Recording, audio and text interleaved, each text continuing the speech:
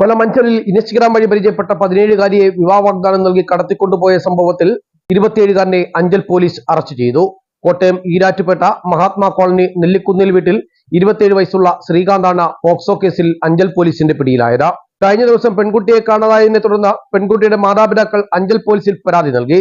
തുടർന്ന് police mobile number കേന്ദ്രീകരിച്ച് നടത്തിയ അന്വേഷണത്തിൽ ശ്രീകാന്ത് പെൺകുട്ടിയെ കടത്തിക്കൊണ്ടുപോയതായി കണ്ടെത്തി.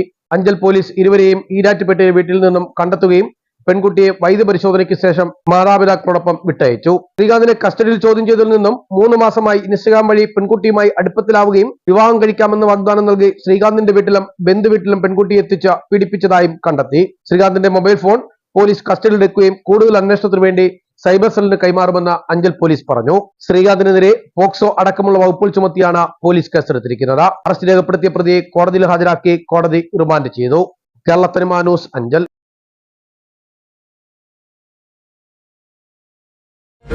Thank you.